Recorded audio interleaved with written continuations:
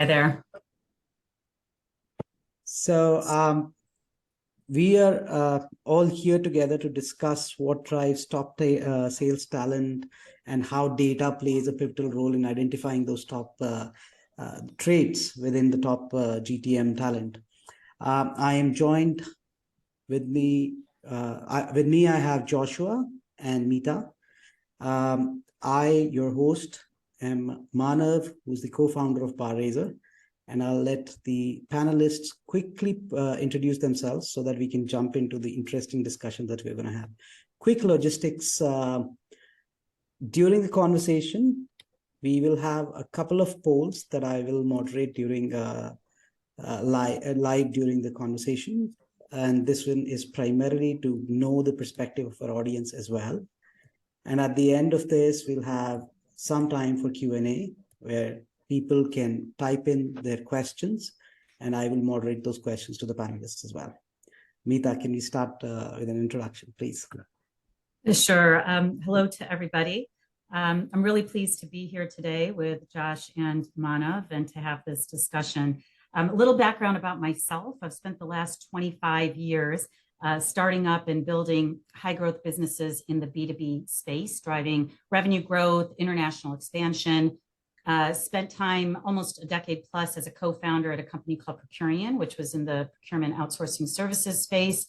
I was a global VP at GEP and most recently Chief Revenue Officer at C Prime. So looking forward to the discussion. Awesome. Thank you. Joshua? Terrific. I'll dive right in. By the way, thank you for having us here with you today. And thanks to all of you for joining. I am so passionate about this topic. And so I hope it's going to be an energizing conversation for everybody. I think this makes me the oldest in the bunch. I have a little bit more than 30 years experience, primarily in sales. That's where my DNA is.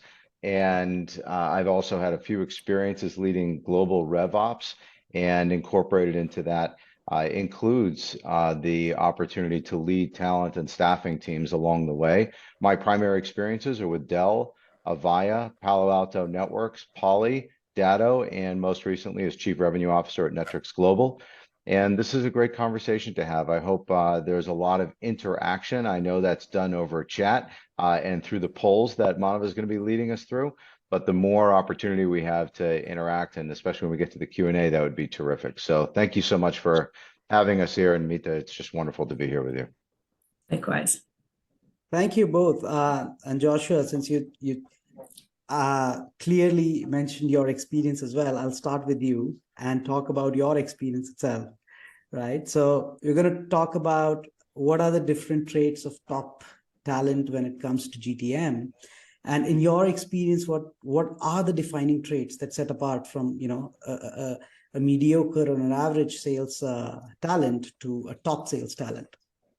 Yeah, that's a great question. It starts off with, there are some innate characteristics that great salespeople have. They're fearless, they're tenacious, they're willing to accept no as an answer and try and push forward to get to the yes. There's a significant amount of belief that they need to have in the product or service that they're selling. They have to be passionate about it. And by the way, please forgive me, there might be some background noise on the line, and if that's coming through, apologies for that. There's typically a high level of intellectual horsepower. People are able to learn quickly, to adapt to new situations, to move forward in that. And I don't want to let go of the fact that some of these other characteristics, like being caring and compassionate and trying to understand the needs of the customer, is incredibly valuable. And last, and maybe not last, but at least not least, there's a set of experiences that salespeople have had in life prior to becoming salespeople, and those fit into what makes them successful. And I think that's also where some of the conversation will lead us today about data and how meaningful it is to be able to capture those things as you try and hire and staff people and correlate them to future success. Interesting. Thank you. And I especially found that particular aspect of previous experiences in life quite curious myself, because especially in the in a talent assessment process, a lot of the times, the previous experiences in life, professional, yes, but personal are often overlooked. But that's great insight. Thank you. And a lot of these things that I saw here were, sort of intangibles as well. So maybe I'll go to Meeta with this. And when we have with so many intangible qualities, right, where in defining top sales talent, how do you convert it into data, and how can data help in identifying these traits? And just for my audience, I'll also run a parallel poll to understand your perspective of what you guys think are the top traits on sales talent. Sorry, Meeta, back to you. Yeah, sure.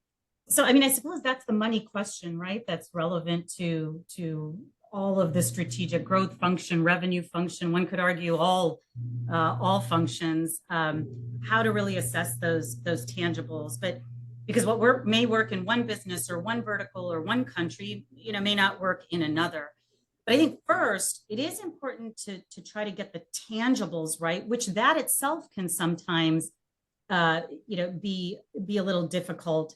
But assessing those, I think, early on in the process, then can serve as a good foundation to then assess those intangibles.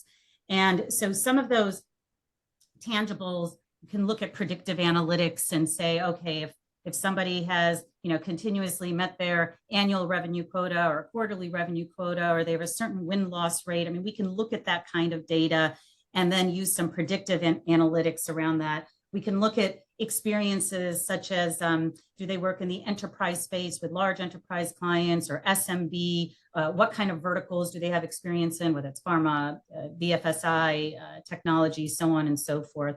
And I think that's going to tell a certain part of the story. It doesn't 100% predict success or failure. But those intangibles, I think what it really comes down to is leveraging what Josh had said before, is asking those questions that get a little bit beyond the professional to the personal, like leveraging experiences that they have through life. So some of those intangible characteristics, whether it's assessing ambition, assessing optimism, we can have conversations and we can assess via a Zoom call, which these days that's oftentimes how the first conversation goes, right? But it's also asking those questions that across a team, oftentimes there may be 2, 3, 4, 5 folks that interview one candidate. Are we asking questions that are similar so that we can start to look at data, start to have some kind of a baseline that allows us to say, hey, this person spoke about how they excel in sports outside of work, and that might show us something about their competitiveness or their ambition. And so I think it's marrying up that sort of that script that we want to assess and ask, and then marrying that up to the data that we have from previous successful candidates, previous candidates that didn't work out or didn't get to the offer stage. So it's that roadmap, I think, and having it somewhat standardized in terms of those sets of questions that really allow us to get to the heart of what we're seeking. I'll take pause there. I have a lot of other comments around these intangibles, as I'm sure Josh does as well. But I'll stop there. Well, thank you. I'll actually maybe would love to know from both of you, if especially when we are trying to assess these traits, do you have a few of your or one of your favorite questions that you typically bring up in these discussions?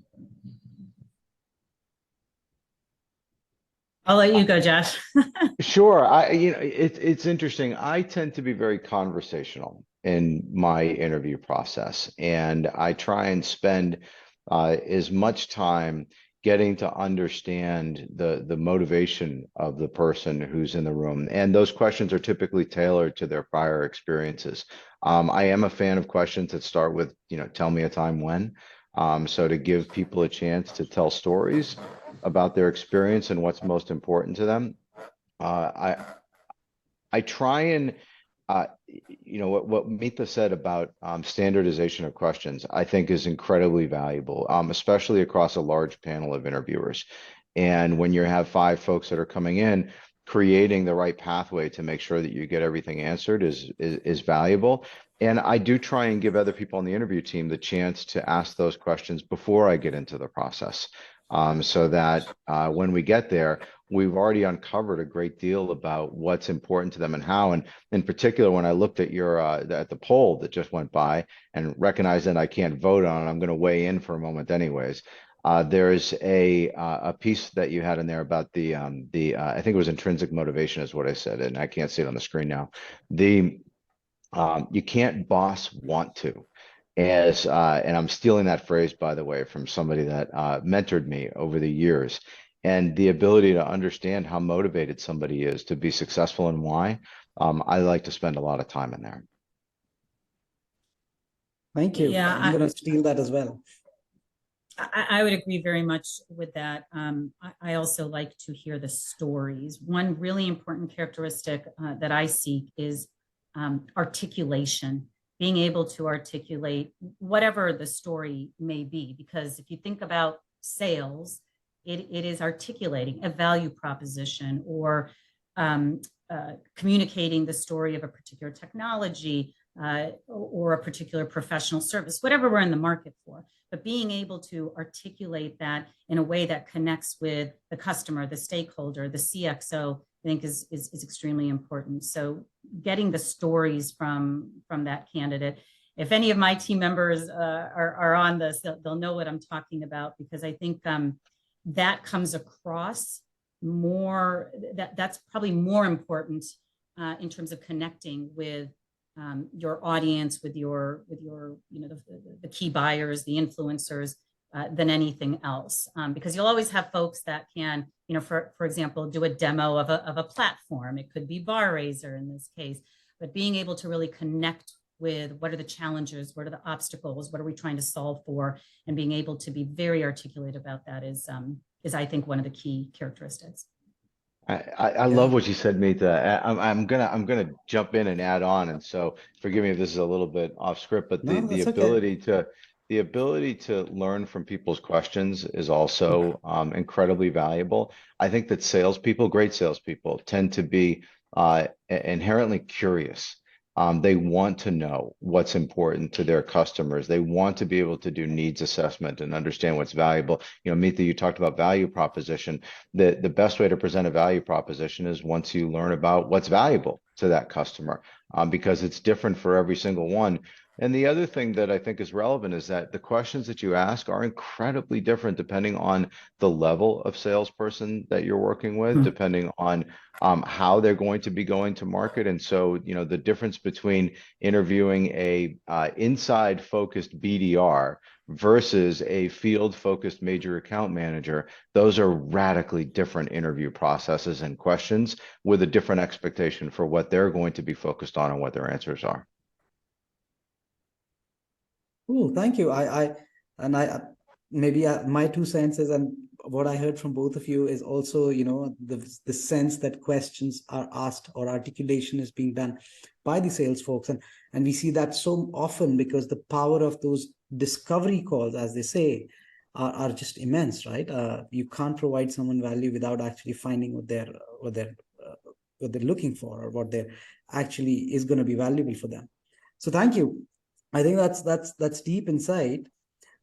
Meeta, I'll come back to you and take these questions that we typically ask during the interview, and essentially I would call that as data that we typically collect over the period of or over the process of the recruitment.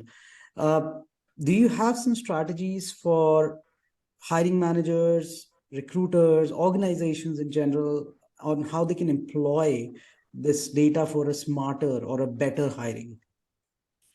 Yeah, I think the key to that, as at least my experience has evolved, is for any role, to go back to what Josh was saying, a BDR versus a field individual contributor versus a regional manager or a global leader. These are all sort of different roles, different types of skill sets needed. And sitting down with that recruiting team or that recruiting manager and diving deep into what are the expectations, what are the skill sets that at least I think are needed, and what are the expected outcomes. And that recruitment team or manager having a deep understanding of that and being aligned with, myself, for example, for my function, that is what I believe is going to allow the hiring team, the hiring managers, to be most successful in sourcing a pipeline, being efficient in identifying candidates and then passing them along to whether it's my team members or to myself. But I think that deep understanding of what are the roles that we're seeking, what are the outcomes that we're seeking. One of my recent experiences, I had a hiring manager team that was actually challenging me to really get to the heart of what I was seeking. And at first, in full transparency, I'm not sure I appreciated that after so many years of experience. I thought, look, I know what I'm seeking, but ultimately I did. I found the appreciation in it because it was really trying to, as I say, peel the onion to make sure that where she was sourcing candidates, the types of backgrounds, because it was a little, let's say, a little nebulous. She was asking all those upfront questions so that the results for me as a stakeholder were optimized. So I think that's really critical for any hiring team, frankly, for any function, but certainly in the experiences that I've had in revenue growth, as well as on the delivery side of things. That sounds pretty structured, and yeah, thanks for being for sharing that candid experience of yours. And I might say one other thing, yes, Manav, please. just because my career, I started as a management consultant, but when I was at Procurian and we were essentially a startup, you don't always have structured processes like this, and I recognize that, right? It can happen over time. And, Josh, you come from some much bigger companies like Dell, and I'm sure there are much more structured processes there. But I think that connection, it's just like a salesperson with their client, really understanding what's needed, what are the outcomes expected. That's how I view it now and find it a very effective exercise. And it's not a one-off or a one-time thing. It's oftentimes a continuous conversation. That's so spot on. Yeah, I love what you're talking about. And by the way, if you go, I hate to even date myself this way again, but if you go back to my early career at Dell, there was only 1,000 employees at Dell. So we were a fairly small company at the time. And we didn't have a lot of process. And there were moments back at those early days where we were hiring 25 people a week. And to do that, you had to plow through hundreds of people every week. And we had round robin interview processes. And, the 6 of us that were sales managers at the time, we would work through these candidates, and everybody was incredibly different in their approach. There was one person that I would go side by side with a lot. And the first question that he would ask it wasn't even a question. It was, sell me this pen. And it used to drive me nuts. That said, there was a level of effectiveness associated with it. It's not something I would ever do, but over time, as we got better, and especially better at capturing data and figuring out, what could we use as a predictor in this process to help get the right people into the process. We didn't have tools back then. We were capturing it in Excel and trying to say, okay, let's look at all of our salespeople and see if we can find something in there that says, oh, if we find this person, they're almost assured of being successful. It did add value into that. So it's these experiences have all, I think, lent themselves to the kind of product that you have. And I know we're not doing an ad for BarRaiser today, but the kinds of products that bring intelligence into the hiring process, if you can combine behavior and analytics together, which is something that I'm a huge believer in, you can come out with a very high success rate at who's going to be a long-term productive employee inside of a company that has more than just success in the near term, that they have career. Very interesting. And thanks for the plug. But I think the point that you made about joining the dots when it comes to quality of hire and all the way to quality of the talent assessment process is very, very relevant.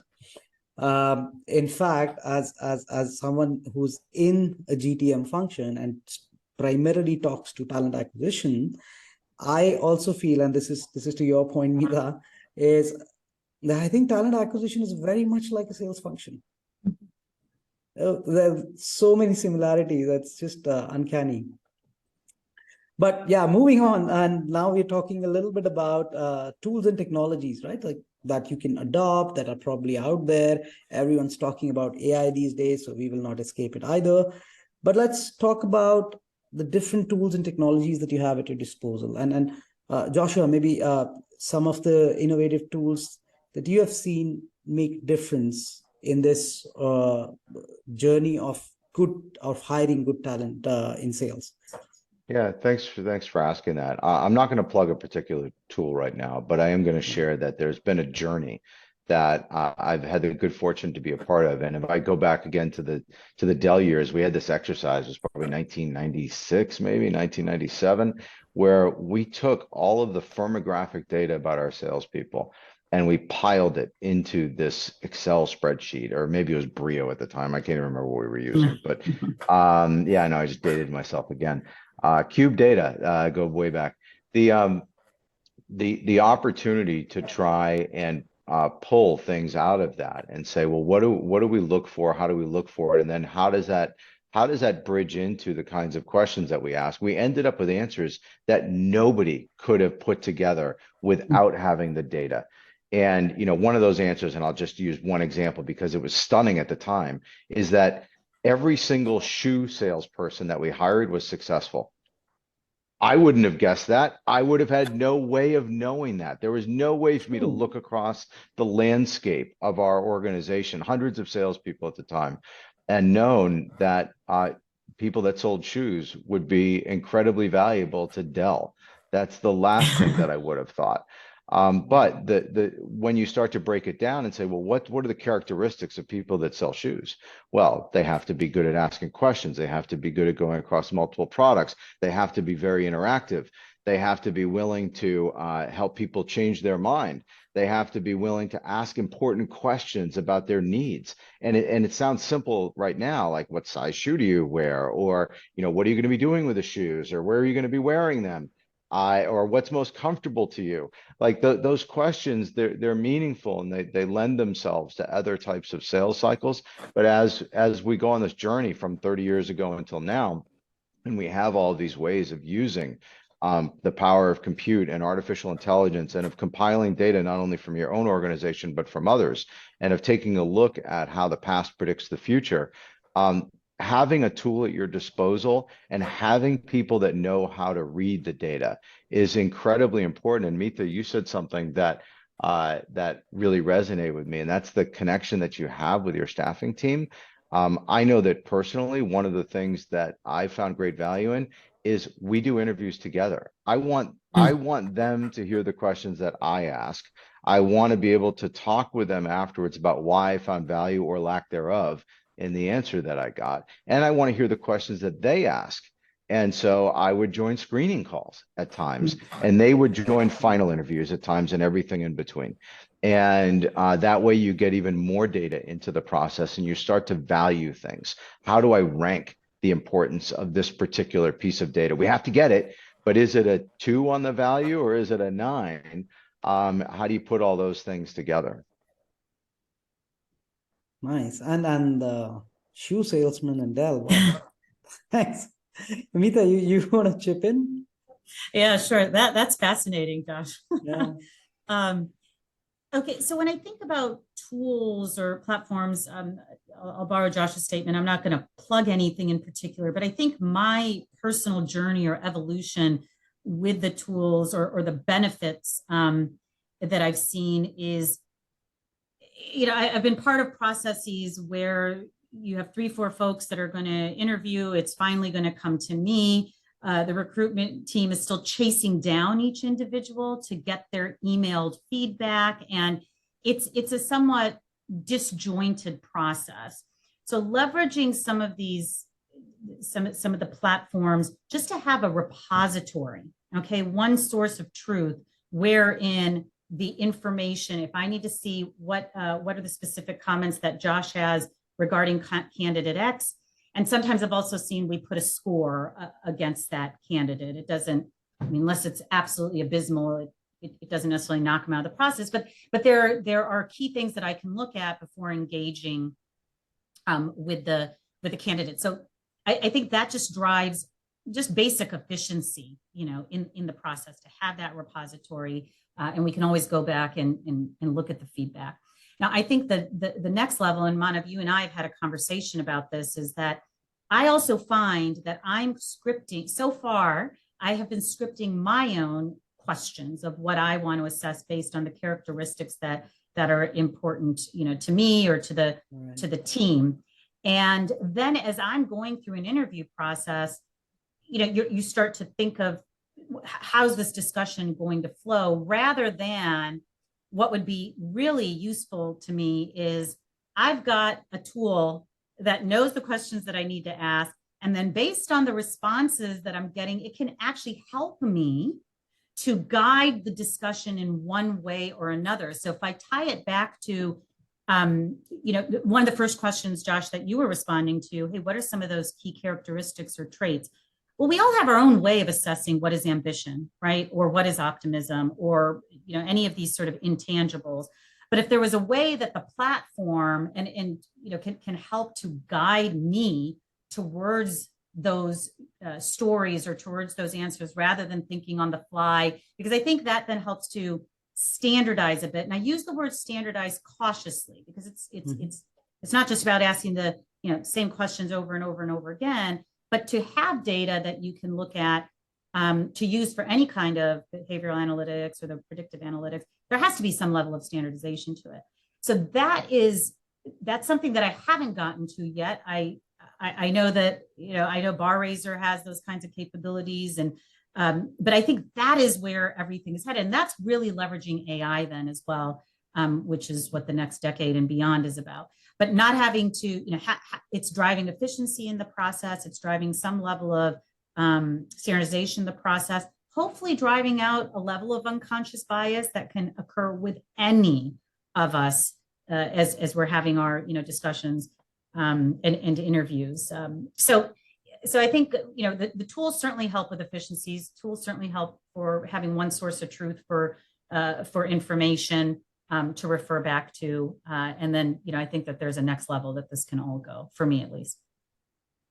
Nailed it, Meetha, really in every way. And if I put some of that together, this ability to make sure that you're using data the right way, and we've all grown up in an evolving world, and understanding that there might have been discriminatory practices at times.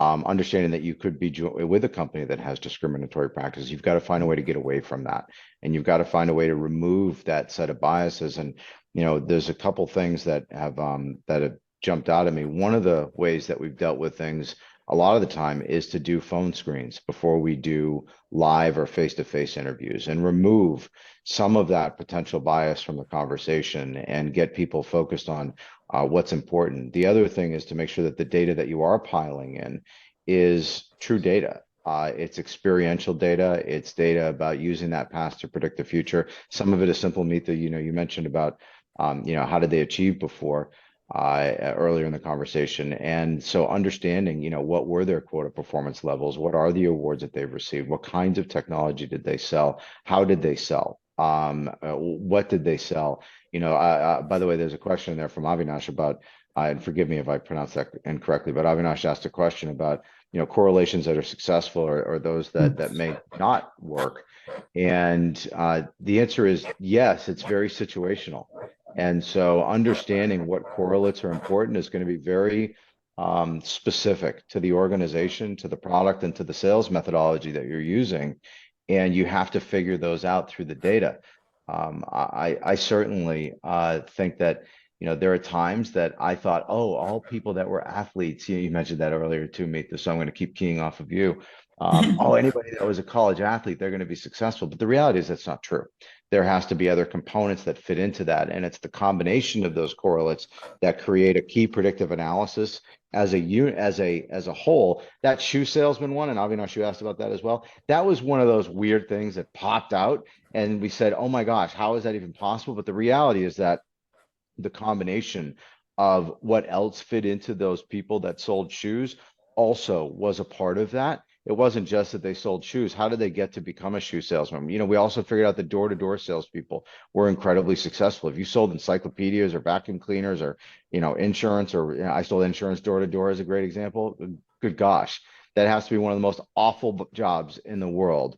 Going out into the country and selling insurance, and you don't know whether you're going to get tea and cookies or a gun. You start to, by the way, yeah, both I've had. And you really do get some experience in understanding what works well and what doesn't. There are really hard jobs out there for salespeople, and if they can be successful at those, like selling copiers, I mean, they can almost do anything. So you start to figure that out along the way. Thanks, guys. And considering that Gen AI is the flavor of the season right now, do you guys have either you've used it or you think, where it could be really, really relevant? And I'm also going to launch a poll for the audience, asking them about their perspective of where AI can, where people think AI can help. But yeah, any of you probably get your hands to it or plan to, and where do you think it might be most relevant? Well, I think it's relevant to every business, every function as we move forward, right? That I think it's talked about a lot. Yes, I think it's gone from buzz phrase or buzzword to a reality. Whether you have Chat GPT, which is launching, enterprise Chat GPT, and I spent a lot of time in the procurement and supply chain world. It's being built into almost every sort of procure tech platform, that's out there. As it relates to the topic that we're talking about, I see it helping to guide interviews, and helping to do some of the thinking along the way so that we can be even more efficient in our process, in our interviews. So I don't think there's any doubt, and I doubt there is with anybody in the audience, that AI is here to stay. It's a question of how do we work with it and best embed it within our functions as a chief revenue officer, or if you're a technology company and it's being embedded in your platform, and it can be used in it's affecting lives in very different ways. I think it's about how best do you work with it to optimize your function, to optimize whatever it is that you're doing, not about how do you work around it. Yeah, I love what you're saying there about it is about how you work with it. AI is here to stay. I don't think that AI is ever going to replace certain things, but it could replace screening, for example. So we could find out that AI can screen out a certain percentage of the candidates and make things easier for the talent and staffing teams to be productive. If you're staffing for a major account manager role and the person has never carried a bag or held a quota before, oh my gosh, that's probably something that AI can screen out. Is AI going to be able to help you figure out, I think the point that you're making, Mita, can it help you figure out what the next questions are? I think that's certainly something. Onboarding, oh my gosh, AI is going to be so incredibly valuable to help you create success with new hires, because it will recognize where they're succeeding or failing against what they need to learn, the knowledge they need to gain to be productive in the environment. Nothing's ever going to replace an interview, but AI could be successful at making it better. So I love the idea that this is going to carry us forward. Don't get me wrong, there's an old school part of me that is a little bit resistant at times, but I have recognized that I'm wrong. I think AI would probably tell me I'm wrong. So there's a great opportunity there. Well, thank you. And I'm looking at the poll as it is going ahead. Surprisingly, no one thinks onboarding is a good idea, or maybe because it's a single choice. That's the case, people are prioritizing, but screening and interviewing is kind of up there as well. But okay, let's move to the future, right? Like, what do we think? What do we feel about where future of sales hiring is? So again, coming back to you, Mita, where do you see, the future of sales talent hiring? Like as you mentioned about standardization and structure, is it gonna get Or do you see future to be more and more structured around when we try to hire sales talent, more data flowing in, people start to looking at multiple data points because there's so much data available now, even in the conversation that we are having. What are your thoughts on the future? I would love to be able to package it up and say, yes, it's going to be X, Y, Z, and it's going to be very structured, and this is how it's going to work. But as I was thinking through this topic, the intangibles can become tangible to a certain degree, depending what level of AI and data we can leverage, how we can extract some of the tangible from the intangible. So what I mean by that is, going back to that example I used before, how do you assess ambition? Well, maybe there's a certain set of standardized questions that we can ask that really get to the heart of it, right? And that's what we can keep asking in those interviews. But there is a set of intangibles that either through meeting somebody or having a coffee with them, it's not going to go away. And I know it sounds very basic, but in this type of a role, right, where you are, these are client-facing roles. These are the frontline roles that project an image of the company. As we were talking about, these are the storytellers that are conveying the value of your service or your technology to the client. So I just don't think it's going to be a clean mathematical equation that A plus B, equals C. And that's where, folks like myself or Josh or any leader in an organization has to use their experience and what we know about our own organizations as to what's going to lead to success. Again, I think these tools, platforms, they can drive more efficiency in the process. They can drive a higher hit rate. If we're interviewing 10 candidates and 8 of them are a good fit, that's great. We don't have to go and spend time to interview 50 candidates to find those 8. So, ultimately, that's what sort of I'm seeking is how do we become as efficient as possible and as confident as possible that our hit rate and whomever we are choosing is going to be successful. But especially for my key leaders, doesn't matter where in the world they are, I'm going to fly to go meet them or have them meet me in person. It's not just a data-oriented exercise or an interview exercise. I'm going to give a recent example. My CEO was in an airport, just started chatting with somebody in a long security line. That person was hired into ultimately went through an interview process and hired into the company. But the question is, how did that even happen? It's because this person was extremely engaging, was extremely positive, and talked a little bit about, they exchanged stories about their work. So she was articulate and was able to convey, what she does and how she does it successfully. And that was just in a security line. And that person went through, a process, of course, internally, and ultimately was hired in a revenue generation role. And those types of things we should never close our eyes to or our minds to. And that's what I mean. A plus B may not always necessarily equal C. That those intangibles will always exist, and we should keep our eyes and ears open for those. Understood. And Joshua, when you see, changing trends, or if there are trends that are changing apart from what intangibles that Meeta alluded to, do you see how, what are those trends, if you can name a few, and how can companies better prepare for those kind of trends, especially when it comes to GTM hiring? Yeah, I'm going to start with the back half of that first. So one of the things that I think is going to create some significant value is when companies go and take their prior data and pile it into some sort of artificial intelligence / machine learning kind of environment where they can truly understand what was successful and what wasn't.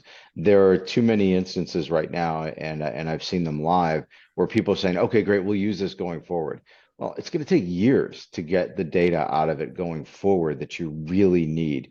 You need to find a way to bring your past experience into the picture and try and create that predictive capability as quickly as possible, which will also help answer one of the questions that's sitting inside the Q&A right now, is that you've got to be able to look backwards and say, why is this group of people successful and why is this group of people not successful? I do think that there is going to be a massive trend, especially on the screening side, about making sure that you're able to get to the precious few important applicants as quickly as possible. If you take a look at any job that gets posted on LinkedIn, there's like 400 applicants for almost anything that's sitting out there. You can't expect your screening team to be able to deal with that. In the past, when people had to fax in their resume or email in their resume or apply through some sort of online system only, far different than today when you can apply on LinkedIn and get all of your data piled in 30 seconds and apply for 50 jobs in a day. Your screeners are faced with a massive challenge sitting in front of them. And the tools that are available are going to make that job just exponentially easier. And it's also going to create a better experience for the candidates and a better experience for the hiring managers who hopefully, again, to be kind to everybody's time, nobody wants to interview 20 people for a job. That is not a good use of time. Again, being candid about where I sit in it, if I'm looking at more than 3 candidates, we've had a problem earlier in the process that needs to be fixed. And I think that the ability to use tools and technology and intelligence to make those parts of the process easier and more beneficial and more productive, that's where the future is going to keep leading us, so that when you get to the end, you really are at the end, and you're almost assured of at least something being successful out of that. And again, not just for that current role, using the past to predict the future, you want people that are going to stay with your company, that are going to grow with your company, that have the ability to do more than just the role that they're applying for that day. And it's important to be able to capture all of that. Thank you. I think we can open up for questions now, and I already see a few, and some of them are already answered. Thank you, Joshua, for being proactive. And one of them, which seems to be standing out from someone who's probably a data junkie, is, sorry, I didn't want to label, but it just seems that the question is very much focused on this, and I love this, by the way. How can we analyze data from the past hiring missteps? So I'm assuming this is probably a bad hire or so, to refine a recruitment strategy and ensure the highest quality. You guys want to take a dig at that? I mean, I think one thing I would say here is that the data there would reside not only in, hey, analyzing the hiring process and the data that we have from the hiring process, but assuming it's a sales role, we'd also be looking at some of the sales data. So for example, what can we glean from Salesforce? Did they have Salesforce discipline, Salesforce hygiene?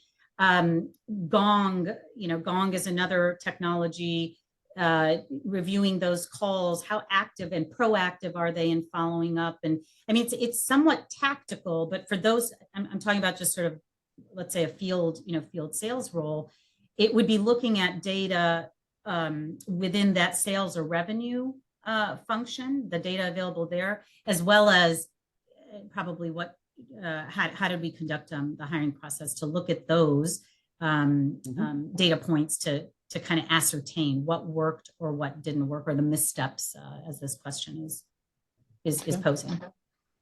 Yeah, I like that a lot. I'm going to add on to that and share that, one of the beauties of looking backwards is the ability to not only compile data about the candidates and what made them successful or not, but also about the internal factors. And the correlates that show up and whether somebody's successful or not, there's a relationship between the characteristics of the candidate and the characteristics of the environment and the leader that they're with. And as we get better at this artificial intelligence, and as we get better at capturing the characteristics of the leaders and the structure within the organization that they're a part of, there's going to be things that jump out that aren't as easy to see today. Like, oh, this particular type of candidate, they are better off working for Susie than they are working for Johnny. because Susie has this particular set of leadership characteristics, and people of this type are more successful with Susie than they are with Johnny. Different types of, whether it could be coaching style, it could be the amount of time that they spend with their people, it could be the way that they spend time with their people, it could be the way with the past experiences that they have to offer in terms of learning and development with the people that join the company. And I think that those factors are incredibly important, and they've been really hard in the past to get a handle on. Almost all of the intelligence that I've seen piled into the process has been about the candidate. Artificial intelligence, all of this compute power that we can put behind it, we can begin to put other things into the process that are going to be helpful as well. I think the future is in the trying to create as holistic a view of the candidate, the company, and where they're going to end up, and use all of those correlates to put together and say, not only should we hire them or should they be a part of the process, but where should they go? Who should they be with? Interesting. I have one more question, and I think it was partially answered, but I'll let you guys have a look at it again, which is correlations that are generally successful and those that do not tend to work. Now, I assume these are correlations between the performance and what we did during the talent assessment process. If you guys want to have a look at that. Candidly, I think I'll jump in. I think that I've probably stepped into that fairly deeply at this point, but I do think that it's all about capturing the data, and the more maniacal the focus is at capturing the data points, the easier this entire process becomes. So I'm just going to pause there because I think I've answered a lot of that already. Cool. I have one more question, and this one is from Avinash as well, which is talking about specialization. And, it could be more around technical sales, where as you get more and more technical, do you see the movements between either geographies or markets or within different GTM functions becoming more and more difficult, considering that you sort of specialize in one area and it gets very technical, and people, it could be a comfort area as well, but do you see that happening as a trend, that sales folks are not moving a lot, or they're moving too much, and why is that? I'm happy to jump in. Look, if Yeah, people aren't go ahead, moving in Josh. if people aren't moving in the organization that I'm leading, then I'm failing. Over the years, I have sort of created my own way of branding who I am to organizations. And depending on the scenario, the first one is either I help partners or customers grow. The middle part of that statement is I help people find a career they only thought aspirational. And the last part is I help make the world a little bit safer. And that's the cybersecurity side. That part about a career they only thought aspirational, I have an expectation that hiring somebody into an organization means that they will stay with the team, that they will grow with the team, and that they will continue to find new and fresh opportunities that they can grow into and be productive in. And so, for example, if I'm hiring somebody into a BDR role, if that person does not move from a BDR role into a quota carrying role, if they don't move from SMB into enterprise, if they don't move from inside to field, if they don't move from sales to leadership, and by the way, I'm okay if they move from sales to operations, finance, HR, marketing, wherever is best for that person. The best fit is what's important, but I expect career path to be a part of it. If somebody wants to be a lifetime BDR, I suppose that's okay. That's not typically the type of candidate profile that I'm looking for. I want to see internal hiring be overweighted versus external hiring. I think you need both, just to be clear. But I want to see it overweighted so that there's longevity, loyalty, and passion inside the company that has years associated with it, not months, and that has growth associated with it, not stagnation. I think, Josh, that's really, really well said. So I don't have too much to add to that. I wanted to, that question that Avinash has posed, will we see less movement, from enterprise to mid-market? The observation that I've had over the last maybe 12 to 24 months, if you are moving into a new company, having that specific, that specialized experience that, yes, I've sold into enterprise clients, 5 billion above, and I have XYZ experience, that's the point solution that's being looked for. I think that is important as an entry point into an organization. But then to your point, Josh, having that athleticism, that curiosity, that ability to grow into either different functions or up the ladder, so to say, I think is very important. One comment I'll also make is I come a lot from the professional services side of things versus SaaS technology. I have experience there as well. So it's nothing like shoe sales, a shoe salesperson, but the background of somebody coming from a delivery organization and using that experience in a sales role or business development role is extremely effective that I've found. So that would be an example of if somebody is coming from delivery and thinking, look, I want to be on the front line selling to the customer, that could be a really powerful combination that somebody like myself would be looking for. I love that. And seeing people make that transition is incredibly fun, and it's great culture for an organization to see that happen. By the way, I'm gonna jump ahead, Manav, because I know we're running out of time. There's a question in here about how you use analytics once somebody's on board, and if it's okay, I'm just gonna dive into that for a moment because I really have great interest in this. First of all, it's role dependent. So if you're talking about a BDR, you can assess things within a week that help you know whether they're going to be successful or not. If they're not making enough calls, if they're not on the phone enough, if they're not pulling enough leads out of the system, if their conversion rates from lead to opportunity are incredibly low, if their ability to make contact with people is incredibly low, those are things you can see in days. And you can understand whether somebody is on the right pathway or not. But it's not necessarily about whether hopefully it's not about success or not. It's about what they need to be coached on at that point. So I am a manage up, not out kind of individual. I would rather find those pieces of data to help understand what do we need to do to help them be successful. Look, sometimes data just says they can't be here. So we've all had employees like that. But I think that if you're trying to assess a major account manager in the field, it takes a lot longer to figure out whether they're going to be successful or not. It could take quarters at times to figure out whether somebody's going to be successful. Leadership the same way. But I hate to sort of dumb things down sometimes, but every role is a little bit different. If you don't have analytics that help you assess whether somebody's going to be successful within a reasonable amount of time, then you're missing out on something important. I would agree there. And I would say key traits, how to identify those key traits. Sure, it's looking at the data, but it's being very, very proactive.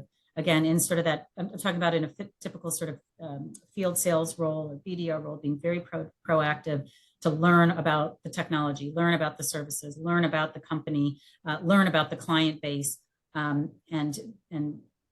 making it happen. That proactive initiative is, I think, very important. Absolutely. And I think looking at the questions, we should probably hold just one conversation around the key metrics that one needs to evaluate. I'll take this one last question before we go. And to everyone else, you have the LinkedIn links to all three of us in case you need to, stay in touch later on, ask more questions. I'm sure Joshua and Meeta and myself are more than willing to address those. But there's this one last question, which is, and the way I understand it is there an ideal time, which I think people are asking about the tenure for a sales professional in an organization. Well, I have my own take on this, but I'd love to know from you guys or veterans in this business, if there is sort of a vintage or a expiry date for a talent within an organization or a sales professional within an organization, and if yes, how do you identify that?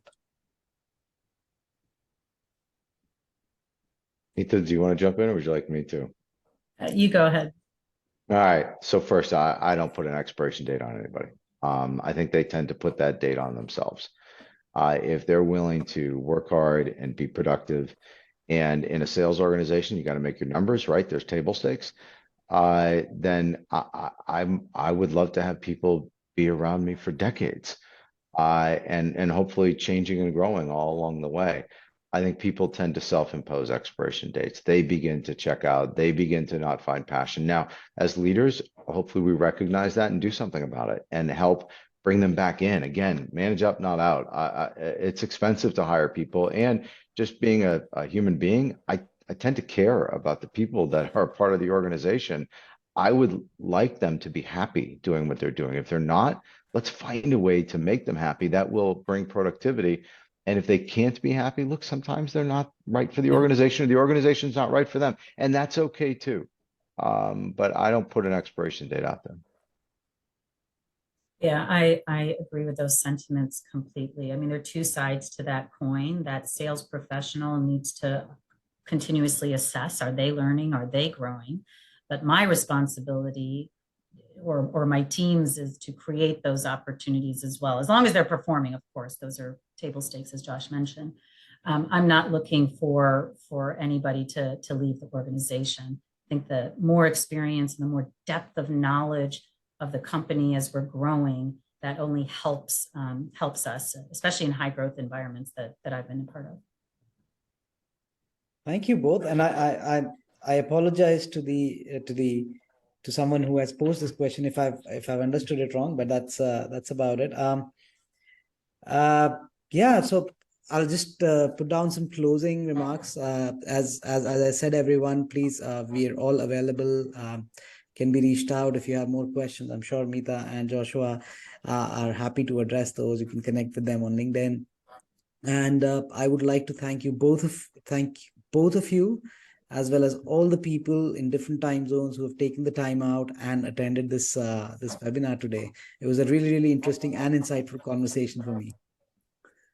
Yeah, thank you, Manav, for hosting this, and Meeta, thanks for being a great partner in this, and thanks to everybody who's a part of it, whether it's part of it live or has a chance to take a look and glean information later. And as Manav pointed out, I'm consider myself accessible. So if there's any follow-up, don't hesitate to ask.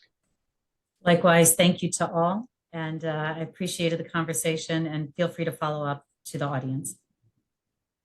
Thank you. Bye. All right. Thanks so much. Bye. Have a great day, everybody. Bye-bye.